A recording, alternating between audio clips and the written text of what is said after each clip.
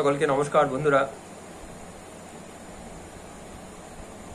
আজকে বেশিরভাগ ক্ষেত্রেই আমাদের সংসারে দেখা যাচ্ছে আমাদের মধ্যে দুঃখ দারিদ্রতা এত বেশি পরিমাণে বেড়ে যাচ্ছে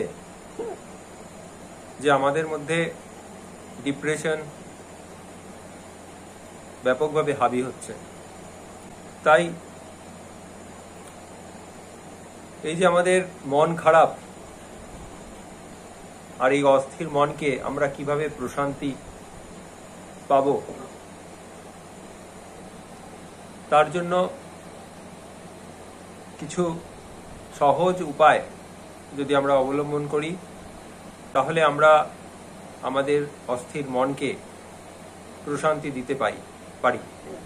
প্রথমত কয়েকটি উপায়ের মধ্যে প্রথমত যে উপায়টি বলবো সেই উপায়টি আমি নিজে ব্যক্তিগতভাবে দেখেছি। যখন আমার মন খারাপ হয়, ব্যক্তিগতভাবে বলছি, তখন আমি মঠ মন্দির আশ্রমে যাই এবং সাধু সন্তদের সংস্পর্শে আসি, সাথে সময় কাটাই, তাদের থেকে জীবনের সার মর্ম বোঝার চেষ্টা করি, জীবনকে উপলব্ধি করার চেষ্টা করি, কিভাবে নিজের জীবনে তা উপলব্ধি করতে পারবো, প্র্যাকটিক্যালভাবে সেই উপদেশগুলো নিজের জীবনে পালন করতে পারবো সেটা দেখি। আর দ্বিতীয় একটা সহজ উপায় বলছি, যেটা আমি করে থাকি সেটা বলছি।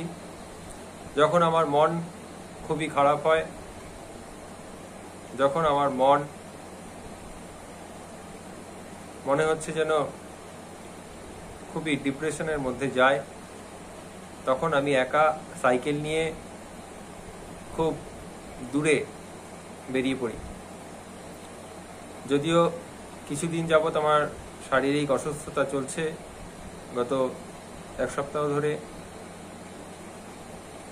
ডাক্তারের মানা রয়েছে যে সাইকেল চালানো, তাই আমি সাইকেল চালাতে পারছি না। তথাপি বলছি, আমার একটু বেশি সাইকেলিং করা হয়।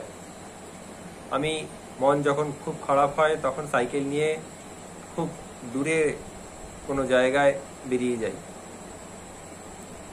সেখানে গিয়ে সেখানকার মানুষদের সাথে কথা বলি। সেখানে কোনো সুন্দর মঠ মন্দির হোক, কোনো সুন্দর রাজবাড়ি হোক, কোনো দর্শনীয় স্থান হোক, সেই জায়গায় ঘুরে আসি। ঘুরে আসার পর আমার মনের মধ্যে যে ভারাক্রান্ত ভাবটা সেটা পুরোপুরি কেটে যায়।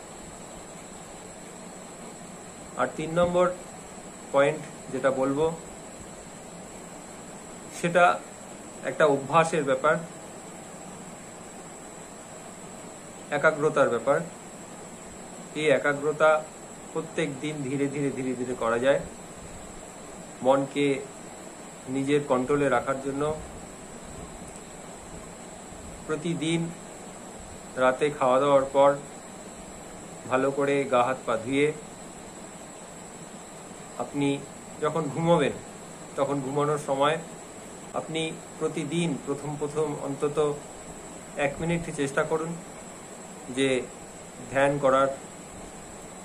ধ্যানে বসে 2 ভুরুর মাঝখানের অংশে ওং আকৃতির কথা চিন্তা করুন, অথবা নিজের ইষ্ট দেবতার কথা চিন্তা করুন, অথবা নিজের মায়ের কথাই চিন্তা করুন। এরকম অভ্যাস ধীরে ধীরে আজকে 1 মিনিট করছেন, কালকে 2 মিনিট করবেন, তারপরের দিন 3 মিনিট করবেন। এইভাবে ধীরে ধীরে অভ্যাসটা বাড়ানোর চেষ্টা করবেন। এইভাবে দেখবেন আপনি তখন 15 মিনিট আধা ঘন্টা পর্যন্ত আপনি ধ্যানে বসে থাকতে পারবেন। এই অভ্যাস করলে পরে এই 3টি উপায় বললাম, এই 3টি উপায়ে খুব সহজভাবে, যদি আমার যেটা মনে হয়েছে আমি এই 3টে উপায় আমি অভ্যাস করি, এই 3টি উপায়ের মধ্যে দিয়ে যদি আমরা যাই তাহলে আমাদের মনের মধ্যে যে দুশ্চিন্তা থাকে মনের মধ্যে, যখন ভারাক্রান্ত থাকে, যখন আমরা একদম ডিপ্রেশনের মধ্যে ডুবে যাই, তখন এই ডিপ্রেশন থেকে মুক্তির